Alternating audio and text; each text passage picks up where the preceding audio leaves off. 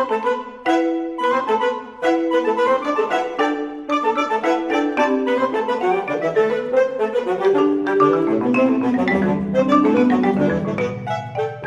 so it's that part of the evening where we have to bring up the topic, the required topic of all political discussions, the Epstein Files. So we didn't even need the files. We got some very, very juicy emails out of the House committee. The Democrats, I guess, leaked them. And let's start. I'm going to kind of like move into this tangentially. What did you think about those emails and what it revealed about the people exchanging them? Thinking in particular of Michael Wolff, a supposed journalist who clearly was in communication with both Trump and with Epstein. And he was kind of advising them how to deal with their little image problem. What did you think of that? There is so much to Unpack about Michael Wolff. I think the first thing that's probably most important is so-called journalist or journalist with air quotes. The man, and I don't say that in a derogatory way. I really don't. I really don't. Because I don't think that Michael Wolff is even presenting himself as a journalist at this point. I think what he presents himself, and I'd be perfectly okay with this, he presents himself as an author, a chronicler, but not necessarily, an historian without a point of view, who's just there to do the pure history of something. I think Michael Wolff, and certainly he couldn't say otherwise at this point, given that the one email in particular where he's dispensing advice to Jeffrey Epstein about, well, if you do this, why don't you let him hang himself? And if he does, then you've got something on him. I thought that was a recipe for extortion. Right, and that's where I had a real problem with it. Where I wouldn't have had a problem would be the idea that Wolff had an agenda, which I think is apparent. He does not like Donald Trump. He's published a couple of books that were very negative about Trump. Yeah.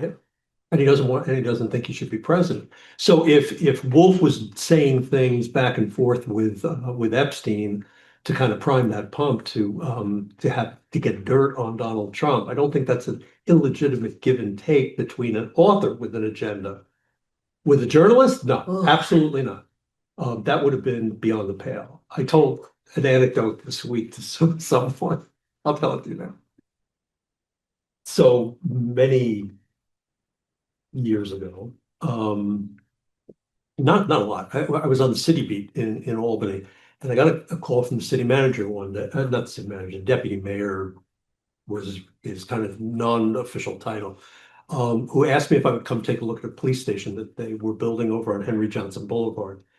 And I was going to do a story on it anyway, so I went over, and we were standing on the Henry Johnson side, which was the side really most of the public's going to see. And he said, "Can you just tell me what you think of this?" And I remember for a moment thinking, it's not my job to tell him what I think of it. Right. On the other hand, I really thought it was a problem. The windows were really, really tiny, like a person could not have fit through them. And this is on a streetscape. Busy street, yeah. Yeah. I said, to be honest, windows are kind of small. It makes the place look like a fortress. Well, he said to me, I totally agree with you. I've been trying to tell people that. They changed the design. They took that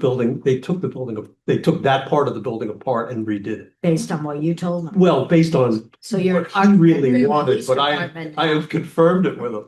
And this has bothered me to this day that I feel like I stepped over a line in doing that and actually had an influence on something that they did. On the other hand, if I had said that in a news article, if I had felt like done an editorial about and it, asked a person passing by, "What do you think of that wall?" and they said it, and I wrote it, I would be very proud of the fact that article helped change a really bad storefront or building design.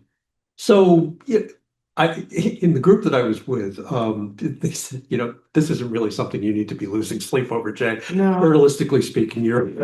I said, yes, but the point is that journalists worry about this kind of stuff. I think credible, responsible journalists worry about even this little stuff, whether a woman once offered me a loaf of bread when I was in the middle of a story. She had just baked it, and I said, I really can't take it. It's not I totally would have taken the bread. Oh, it smells. Fresh baked bread. Oh, yeah. It smelled so good. $25 or less, you're okay. I would have been all right. I would have survived this over the years, but who knows? Maybe the butterfly effect would have led me to become Michael Wolff. The point being, what Wolff did was so far beyond this little stuff that a Right. journalist worries about that if he was working for the New York Times, if he was working for a magazine, I would say he crossed the line. And I don't care how opinionated he is in the magazine, that he crossed some lines Well, there. it's interesting you bring that up because as a young journalist, I would go out with older, more experienced journalists and watch them interview. That's how you learn to ask questions and have a certain attitude and not be afraid of them when they come back at you. It's great. And I remember the big lesson for me was this wonderful reporter who I looked up to was giving advice to a politician. It was only in the city, it was in Cleveland, but he was giving advice to this is what you should do. Yeah. And I go, oh, and I had never done that, but it immediately set up a feeling of camaraderie between the reporter and the politician, which of course is exactly what you want as an interviewer, that they feel close to you and they will tell you stuff. So it's really effective, but it was just a little bit dicey as far as ethics go. Yeah. And then I see this where both Trump and Epstein obviously were confiding in Wolff and looking to him for advice, possibly about the other person. So he's a player in that. Mhm. And you can't be a player and a journalist at the same time. No. So it made me wonder about those two men, one very powerful in economics and the other in politics and also in business. Why were they talking to Michael Wolff? What did they expect to get out of him? There's a reason they were talking to him. And then what did Wolff do? Why was he giving them advice? Why was he? And he got a great scoop out of it. Look at how much he's been in the news this past week. Mhm. So I've been arguing with my older son, who does not have a good impression of journalists, possibly of me either. But his view is, who cares about a little bit about journalism integrity when you're getting scoops like this? Does the end justify the means? I can't count how many times I've said to somebody, I just want your side of the story. I want you to be able to tell your side of the story, which Yeah. is absolutely true. That's Yeah.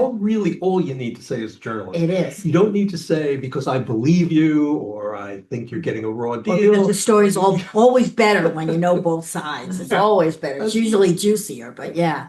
But what did he do? And you know that Trump went on to have long conversations and interviews with Michael Wolff. That's what his books are based on. I presume this comes earlier because they're from several years ago. Well, no, he came out with one book and then Trump still gave him access to the or he Exactly. still got access. Still to the got White access House. to the White That's a House. talent. Yeah. That's a talent to be able to do that. So you don't think he's a journalist, and that's how you get out of it? You just say, well, he's not really a journalist. Not a journalist in the sense that you call someone from working for a newspaper or a magazine or a television station. His stuff is all over magazines, television, internet. I think if you do journalism, you're a journalist. Yeah. Yeah. Yeah. Well, I go back to George Will Oh, yeah. coaching Ronald Reagan in the debate. He was one of the questioners. Journalist, yeah. I thought that finished his career, but it did And not. that one never bothered me as much because Will was he's a known conservative. Mhm. He was a known Reagan supporter. He's very brilliant. Why would you not ask him for the kinds of questions that you should expect? I thought it was pretty great on both their parts. I That was not- I that's thought it was not- beyond the pale. I've always tried to anyway, I've always drawn a line between, even as an editorial board member, if Right. we endorse someone, I would still not have those conversations with them. I would not talk to them about how to win an election or how to destroy an opponent or how to get dirt on somebody. I let them make the news, not Well, me. that's how, what was his name? Chris Cuomo got into trouble for that because he was a journalist for CNN at the time, advising his brother, who was in the midst of a sex scandal, on how to deal with it. Did he go over the line? Well, the brother.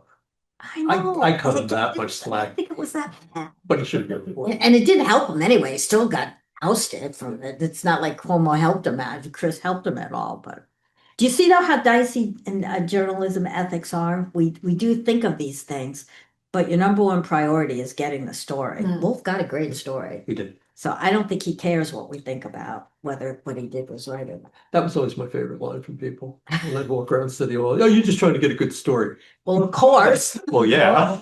I don't know how I make my money. All right, I get now a paycheck every week. Okay, now speaking of journalists involved in this But I do, story. I should mention Okay, one. okay. There was, if you ever get a chance to see it, it was such a good movie. I think it was called The Day. Humphrey Bogart. No, it was Deadline USA. Deadline USA. Deadline USA. They worked for a paper called The Day. The Day, right. And at the very beginning, there's some politician guilty of something that they're writing about. And somebody says, didn't we endorse that guy?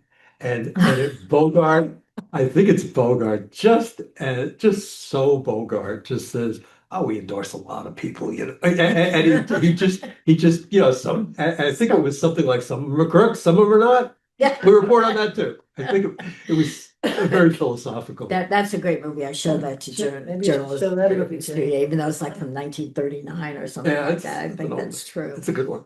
But I want to bring up another journalist who's gotten wrapped up in this story, and that is Megyn Kelly. You all know her, former Fox, former Trump target turned Trump toady.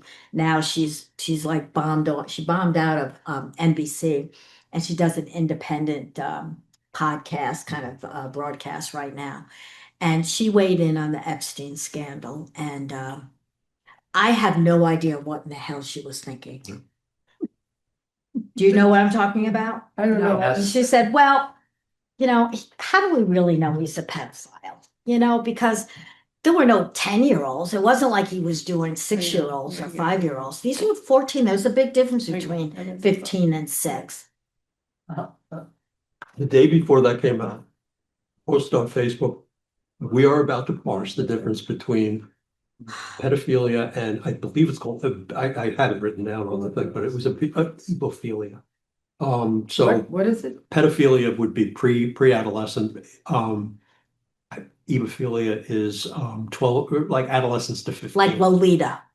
Yeah, yeah. It's the Lolita complex. Up to 15, which is about the cutoff in a lot of states. It's a lot of states, age of consent is actually 16. So I think Megyn Kelly just wanted to appeal to men. I think you're exactly right. Or Wow. Yeah, a certain type. yeah, a certain type of man. Yeah. Look how sexy I am. Yeah, we've had some, I my wife and I have think had some it's tense okay. discussions about this, but I said, yeah, ultimately, I think it becomes a hard sell for some reason, which is why I'll get to the 14-year-old in a moment. But why I think Megyn Kelly said what she said, I think there is a cultural truth about what she said. That, you know, a lot of men have been boys once. We have been 15 and 16-year-old boys who were, you know, dating 15 and 16-year-old girls, even 14-year-old girls. So when you say this, they're looking back to their childhood. Right, exactly. And they're going, so what was the problem? Why was it a problem when I suddenly turned 16 that I couldn't date a girl that was 15? You know, But it's Jeffrey Epstein was not a teenager No. when this was going on. no, but that's not the mentality that you've got to push through. Oh my God, On that's so this. sick. But I thought that 14-year-old girl that did a direct video. This I did not see. Just a this. wonderful Did video. any of you catch this? Yeah. Okay, tell us. She basically said, I cannot believe, she said, what you did was not reality. It was not about reality. It was about enabling people. You're defending sexual predators. I don't think she used the word predators, but she said you're talking about a lot of kids who are this age range, this 14 and 15-year-old age range. You've still got people who are, you know, some of these kids are still in braces. Some of them still call their parents when they're afraid of something. You know, and that's the age group you're talking about. Just because they look a little mature and they know how to put on makeup does not make them adults that are in 8th grade. Yeah. Well, the truth is that, you know, a huge proportion of models who are modeling clothes and selling all kinds of stuff to us are under 16, I think, you know? I mean, I don't know my numbers on that, but I know you can see. Well, it I feel like- excuses men who look at these pubescent girls and they get, excited. And it makes them feel better about themselves to say something like that. And that's the audience that Megyn Kelly wanted. Yeah, Mm-hmm. I think Oh that's my what she was God. going Yeah. after. And I thought, her girl's conclusion on this was, I can't believe that a 14-year-old has to tell someone like you with a national audience has to explain this to you. And yet, I think that's exactly it. I think she was talking to the men in her audience who make up a big portion of the, pro Donald Trump, pro conservative movement. And it's a feeling, I think, that she's speaking some kind of reality. Like, it's not it's somewhere in there with political correctness that you say that that what she said is the opposite of that. Yeah, And It reminds me of what Rachel Maddow said about former Prince Andrew Mhm. and what Trump had said about him, that he was taking the point of view of the poor royal family without talking about the girls victim. who were hurt. So this is the same thing. This is a man's point of view she's taking. Yeah. She's not even dealing with, the emotional reality or the physical reality of the girls that have been hurt. Yeah. So that's how I see it. It's Mm-hmm. like, this is the man's point of view that she wants to be correct. See, I think that she's very shrewd and she has figured out how to stay in the news, even while she's had some bad times with her career. She's not done well as far as being a credible journalist and getting a lot of credit for it. And I think she actually sat down and figured out she could cause a stir with this. And I'm not even sure she really believes it. She just wanted to cause a stir. that's awfully cynical. Not of you to say, but it'd be awfully cynical of her to do. She's the one who said Santa couldn't be black. She has a history of saying outrageous things. Yeah. Okay, so my response to this is I'm going out and buying a Virginia Giuffre's book just to, as a middle finger to Epstein supporters. Is that what we call them? Yeah. So was it on a Epstein enablers? podcast? Offenders. Or She has what do you call what she has? It's a blog. It's some sort of vlog, which is a podcast, but it's not just voice, it's audio, and it goes nationwide. She's trying to build her numbers. And it's hard to build numbers when you're doing podcasts or vlogs or any of these things because everybody has them now. And what does she bring to it that no one else does? Well, she certainly stood out this week. And she brings a lot of anger, conservative anger. Conservative anger, Yeah. yeah. Go ahead. It's all about that objectification of the superficiality of what a girl or a woman or a sex object is. And the kids, it's not surprising that a young person gets, you're reading the Times today about the girl who she wanted braces, and this was quick money. And so she sort of knew what she was doing. I mean, you're getting paid for sex. You gotta know. But it takes years for your mind to catch up to your moral life to catch up and to realize what a terrible break that is when you're only 17 years old. Yeah, you 17, start 14 to smelling. 17-year-olds. And this is why Ghislaine Maxwell is so distasteful because Oh. she made them feel safe. She made them feel like, no, this is normal. He'll like it. And you'll feel good and you'll get money. What's the harm in it? That's all taking away from the idea that you're a hoe. She's not saying that to her, which No. would have done them the favor. And there's one other person who has said just as horrible things that didn't get as much attention or vilification the way Megyn Kelly did, and that's Alan Dershowitz, who was Epstein's lawyer and has repeatedly described these as women, sex workers, people trading sex for money, all the things that made them as complicit in what was going on as Epstein was, which again but they- cannot be true if you're underage. It Yeah, just cannot be true. No, and because you're mentally and morally, you're underage also, Right. it's not just a off date, Right. you don't understand how that impacts you later. So is Trump going to get out of this, or is this going to be his downfall? The more I There's no listen to this, downfall for that Well, man. that's, what is a downfall? It's a good question. that is a good question. I don't. I asked this question on social media the other day, and I went on at length about all the things that Donald Trump has survived and all the things he is doing now, and that people are arguing about. That his defenders are saying this is perfectly okay. It's all right to have extrajudicial killings on the high seas. I mean, you go start a war, do whatever, you'll get a New York Times story about how MAGA is arguing about this and it's fracturing the MAGA thing.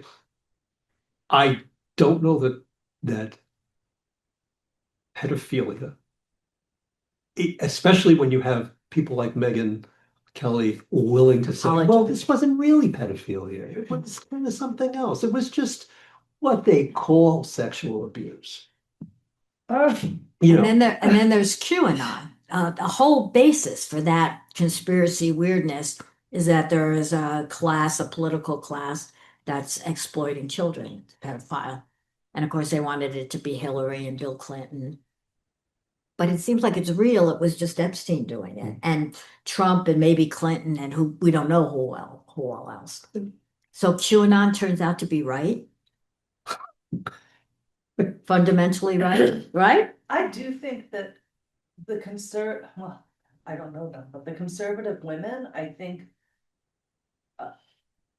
If it's proven that he was dallying with teenagers, I think that's gonna have a backfire on him. I think women. Well, that is a I good just question. can't- What I does the said that- backfire look like? Yeah, I What mean, would happen? The women who have their own 14-year-old children. And these are, I wanna say, they're gonna be more prudish women. Liberals are kind of more free. Right, so Yeah. the prudish women are not. But they're not gonna but handle by it. the same token, though, they think anything he does is okay as long as he got rid of abortion, baby killing, and Not if it's whatever their else. daughter. Huh? Not if it's their daughter. Well, just keep their daughter away from them, and then it's okay. Their daughter wouldn't do that. No. That's the Yeah, that's the smugness of. Yeah, people. that would my daughter never would do never. that. My wife asked me when we were having a discussion about the Michael Wolff issue. She brought into it. I'm talking about journalistic ethics, and I'm talking about trying to get a story and trying to cultivate a source and doing all these other things. And she said, "Well, if he knew about the girls and he knew what was going on, why are we even having a discussion about whether this guy's legitimate or not? Isn't he just as much a part of it as Trump and Epstein in that sense?" And plenty has been written about how Michael Wolff kind of wanted to be part of what makes him so good is that people see that he wants to be part of that, so they kind of like that this kind of famous guy, somewhat famous guy wants to be even. He wants to be like part of that. them. So, but she boiled it down to that, that very kind of fundamental issue. It's like he's kind of part of this too, Yeah. and that's kind of It's sleazy. creepy as So why anything. are Bill journalists even Clinton talking about that? was impeached for a blowjob with a girl who was not 14, who was very consenting. And Trump's going to get a pass on this? Oh my goodness. I think he will. Unless more comes out. We'll see. Well, I always thought that there was nothing really in the files. Mhm. If it was in the files, it would have been leaked by now. But I had not counted on these the communications that are coming out of the House. Mhm. And apparently there's like 200 pages more of it, or 20,000 pages more. I forgot the number, some huge amount. I feel like more would have come out than has come out. I know, I just don't trust If them. if there really was a lot of fire behind all that, and Aren't they voting on it on Tuesday for it to come out, for the files to be released? Well, it's not gonna happen. They're gonna have a vote on Tuesday. But then, this is like a bill. It has to, after the House approves it, it looks like they have the votes. Then it goes to the Senate. Is the Senate gonna approve it? And then if it does, some miracle or miracle, Chuck lets it go. It passes, then it goes to the White House where Donald Trump has to sign it before it becomes a law. You think that's gonna happen? and if he vetoes it, they have to do an override, which they Right, do. which they don't have the votes for. So I don't understand the big excitement over this, other than it Yeah. annoys him, and anything that annoys Trump, I sort of like, but I don't see it as really having a big effect. I think it's the schadenfreude of it all. Oh, yeah, That people are like kind of enjoying the fact that there are a lot of Republicans in the House that never wanted to have to vote for this, and now they will have to They vote have for to, it. they have to And stand up. what are you voting for if you vote against it? As Yay, as pedophilia. as Saturday Night Live did such a good job with Trump saying it himself, that the guy who plays Trump saying it. Well, if there was anything incriminating there, why wouldn't I keep it secret? No, wait, let me try that again. If they totally exonerated me, why wouldn't I release them? It's like, all right, third time's a charm. Yeah, it's true. But I don't think ultimately what we've seen about him is that ultimately he does not care. He knows at the end of this, he's got that veto pen, and he's just going to keep calling it a hoax. Yeah. And now he's sicking the Justice Department only on Democrats. Which I finance. sort of am okay with. If Bill Clinton did any of this stuff, I want to know that too. Mm. Although the preliminary reports out of the House committee was that he's not. No. That Epstein says he was never on the island. And that it was that the one witness that said so wasn't credible or was Right. confused or something. So Right. But if Pam Bondi's going to investigate that, that's cool. We're still going to hear more stuff about what went on. And I'm in favor of I want to know everything that went on. I want pictures. I don't know that she's going to find very You want pictures? Well, not those pictures. No, I meant the one like with Prince Andrew, then Prince Andrew with his arm around. Oh, That was pretty I damning. saw something that there were some pictures in a safe that went missing, something to do with Wolf, but I can't remember exactly what Oh, supposedly happened to them. I'll have to dig that out. Where I yeah, saw I'd that. be interested in that. Yeah, the sheer magnitude of what a person has to know nowadays and keep up on every detail of this is extraordinary. see if I can find it. I said to Rosemary in our note that I had a moment of clarity earlier this week. It was like I woke up and it was like bing. It was I'm sure you've all read 1984, or most of you. And the spoiler alert, the final scene of Winston Smith sitting with Julia in the cafe. And you're devastated. You're as devastated as if you had gone through this experience. And he knows, he knows that this is not real. This is not true. None of this is true. None of this is everything that he's told by the party is a lie, all this stuff. But he's lost the ability to even express that. And what does he talk about? I'm very concerned about the war in Eurasia, which is as fungible as anything in this reality. And it was that I was thinking about that moment, and I said, you have to keep the perspective that what you are even arguing about nowadays is this construct of the Heritage Foundation, of Donald Trump, of the conservative movement. And day in and day out, you're being told that what is true is not true. What is that what you read this week, just those three emails alone vindicate Donald Trump. You're being told, Right. when in fact they have gone further in damning him than anything Absolutely. that we've seen so far. Yeah, and the Democrats lost the election. They did terrible in there, big losses. Mhm. Yeah. He totally lies about all of that. But So, yeah, to keep that perspective amid this flood of information and this onslaught. I mean, this is why I sometimes doubt that Donald Trump is delusional. The fact that this man can keep up with everything that's going on and have an answer for it at any given moment. does he do any work? Hmm? Does he do any work? Does he do any? I don't know. No, I can't imagine. And he actually didn't have any answers this week. He was very quiet. He Yeah. did not speak to reporters. I think he was flummoxed by some of this.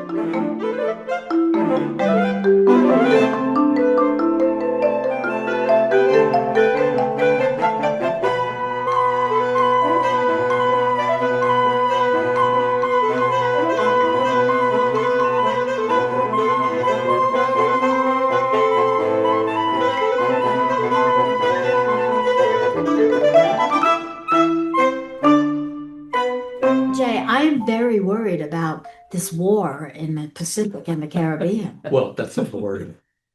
The fact that we might be about to get into a shooting war. I think he's hoping it ends like the Bay, like Mhm. not the Bay of Pigs. Oh, that was a Yeah. shame. Was it? That So- Cuban Missile Crisis kind of Or thing. that, where what was that island, that place we invaded, that? Falkland? Grenada? Grenada. Grenada we attacked, yes. What? Yeah, I know. Yeah, Ronald Reagan. Panama we attacked. Yeah. That's right. Well, The name of the island. But we did not, Wasn't it- we had a Not a war. volcano. We made it official.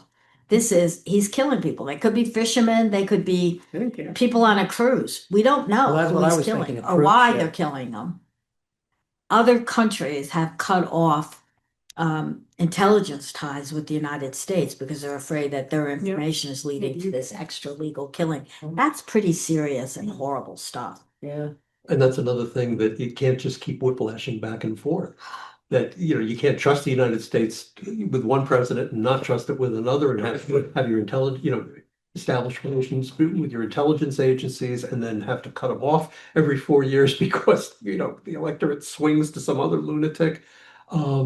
It's weird, but getting into a war just because basically what's moderating about all this is that Maduro is not a nice person. Oh, He's a Maduro's bad guy. horrible. He is I used to belong to a group called the Organized Crime and Corruption Reporting Project, and every year we picked the worst person of the year. Putin won it many times, but Maduro was also a winner. And he's a drug dealer. He's a monster to his people. He has run his country into the ground when it could really be quite a successful country. It has all of the makings, all of the raw materials. So he's a horrible person. But you don't kill people in the middle of the ocean without any sort of warning or evidence. I'm sorry, it's just, And what was our last experiment with regime change? oh yeah, that went so well. Iraq, huh?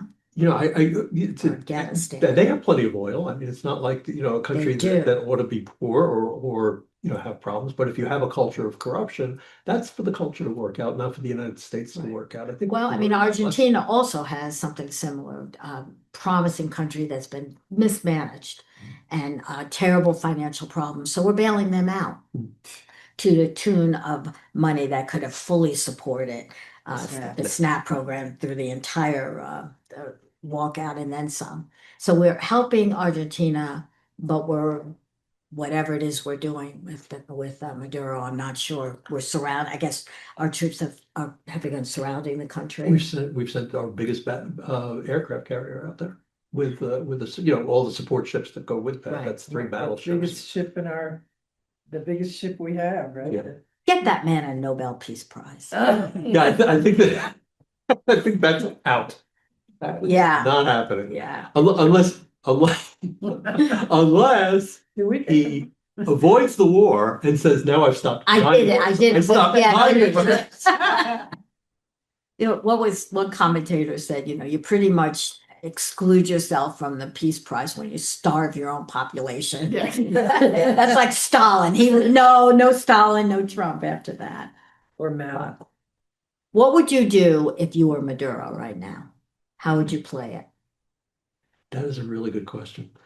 I'm a journalist. That is, well, I don't want to give him political advice, because. Oh, that's unethical. And he's surely watching. help you your out here. podcast.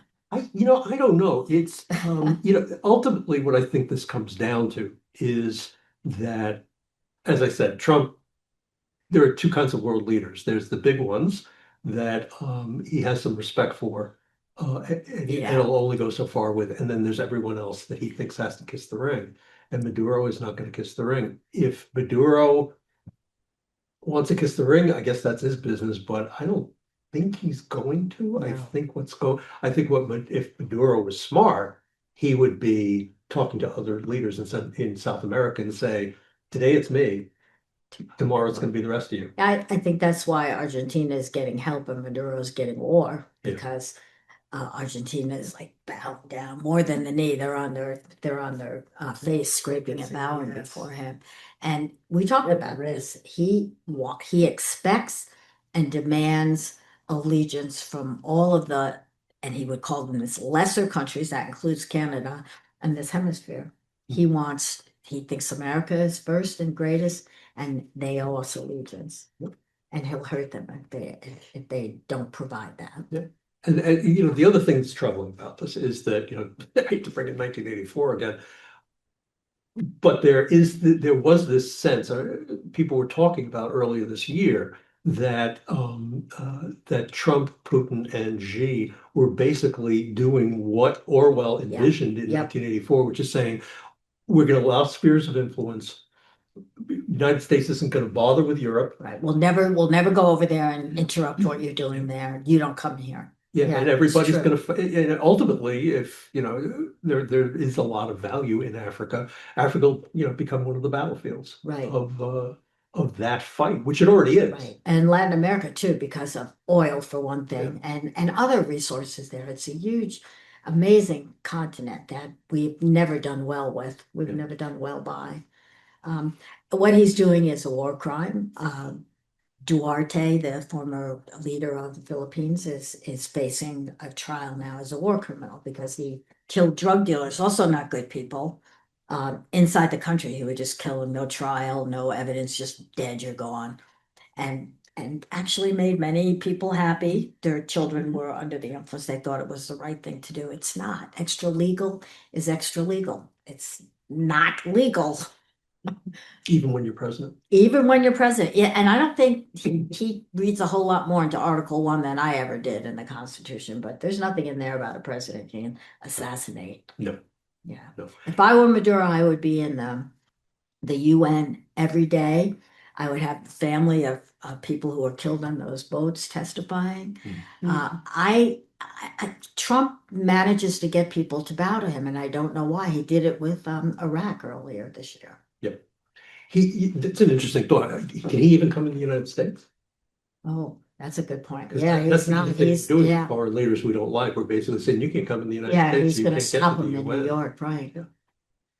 Okay, but he doesn't have to come in. We have Zoom now. We do. Yeah, he could just come into the UN in other ways. Yeah, but he's not. He's not even trying to Zoom in. Zoom in. You just see this high level meeting over a war. You take your mute off, Mr. Mattel. How do I do this? Why is your picture a cat? Oh, yeah. Like a Star Wars background. Yeah, so no Nobel Peace Prize for Trump, we think, Absolutely. unless he pulls this off. It's a his ninth Cuban. He'll fix his ninth war. Well, Kennedy's remembered for that, and For it having was the guts. from yeah. our perspective, it was quite a moment, and he did avert a nuclear war, but that wasn't what he was setting out to avert. He No. was setting out to avert Russia establishing A base nuclear- and a base a 90 base. miles off our shore. Right. So it wasn't really, he didn't really stop a war. He almost No. precipitated one. No. And what was never revealed at the time, it came out later, is that Khrushchev didn't just go, oh no, Mr. President, you got me, you called my bluff. He got a great deal to get rid of American bases in Turkey. So, JFK So do was. you remember that?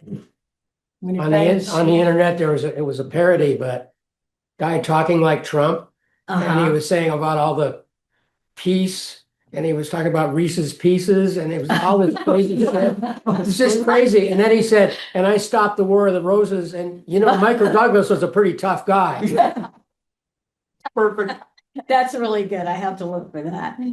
Certainly, if nothing else, comedy has flourished in the Trump regimes. Yeah. It's so great. It's so just at a different level. So is opinion writing. Yeah, I gotta- you keep busy. I did So have a deal with my editor that entirely possible I was gonna retire this year. Fully No, retired. no way, no I way. was semi-retired up until now, but I said if Kamala Harris won the election, I probably was gonna stop and go full-time retired. And so that election, two things I said No. after election day, neither of which are really repeatable.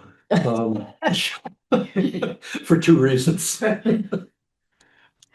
We had a comment here. Well, I mean, can we talk about ICE and Chicago and? Oh, yeah, I almost forgot about that. Our cities are occupied. Ah, Oh, it's nothing. It's just normal. and Yes, he's moving I- now into Charleston, right? Mhm. Or Charlottesville. Whoa. Charlottesville. Charlottesville, Virginia. Oh my gosh. Yeah, well, they've got a Charlotte, North Carolina. Yeah. Oh, Charlotte, this North is terrible that I don't know what this is. Somebody with internet checked to see where is he moving in? Someplace in the south. It's Charlotte. Every time I pass through the living room, my wife seems to have found another American citizen who's been taken down by ICE and Ugh. arrested. And that is that we are not, if Biden had made one mistake like that, it would have been insane. Well, they took in a Native American woman. Yes. She's more of a citizen than any of us. They don't care. This is for impact. This is what we can do. And they have so much money. It is the most powerful police force in the history of the world. People are saying the size and the money, bigger than anything in the United States. And we have the biggest, people I without. don't know, maybe the KGB. The immunity to do anything at all. That's Well, the thing is that they oversight. know that at the They end don't of this need- story, They got paid during the shutdown. Yeah, they did. Yeah. They got paid. The air traffic controllers know, but the Yep. ICE people did. Yep. And they're getting breaks on college loans, anything you want. and a bonus, Yeah, and a bonus. yeah. Well, they're not gonna be sending. And they know no matter what they do, I don't know of any Homeland Security, I don't know of any ICE people who they said they suspended, they end up in court. And in the end, I think hanging over all this is a presidential pardon, he'll just Yeah, do a whatever blanket they pardon do, for they'll just everybody. pardon them, There'll right? be Pardon no them. no accountability. Now they'll be fireable in the next administration, hopefully. I hope somebody cleans up that agency when Yeah. if and when. Yeah, we did not do enough under Biden to clean up the mess. No. We did not come close to it. Nobody ever thought we would have to deal with it again, and here we are. Someone's gonna have to really be as clear-headed and comprehensive as this administration is about what it wants to achieve and then Project go in and do it. 2029. Yeah, it needs to be. Somebody thought like out. Mondami, somebody smart like that. There you go. And young and a lot of energy, That'd be okay. good looking. That I would think, be- I think Whoa. just for the fun of trolling, they should have the next president should call George Soros in to do Elon Musk, Oh my gosh. to do a version of Yeah, Elon that would Musk. be- that would be Here, great. free hand over the federal government, Mr. Soros. Yeah, do your job. Do your job. There you go. Well, okay, George Soros, I always get his name mixed up with our liar, who was another one of the pardons. Yeah, he just got out, and he's all over the internet. He's making comments about government too. Just so annoying. Wait, which one is this? Santos. Santos. Santos. Yeah, George Santos and Oh, Soros. I Santos. always, that's what I'm sorry. I should have made it clear. Okay. Yeah, George Santos Yeah. has now been free, and his great deceit of voters and of Congress forgiven. Totally. And The he's, quality of mercy of this president, wow. and he's livid at that Mondami got elected. He's Yes. leaving New York. Yes. Thank God. Wow, don't let the doors. Hit you Hit you on the way way out. That's true. Yeah, he was Nassau County, right? Yep. Yeah.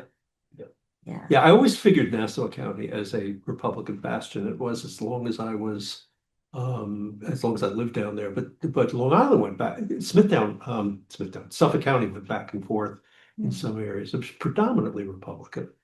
But even my hometown had a very almost balanced town board, and one race made the difference from election to election. Sometimes it was run by Democrats.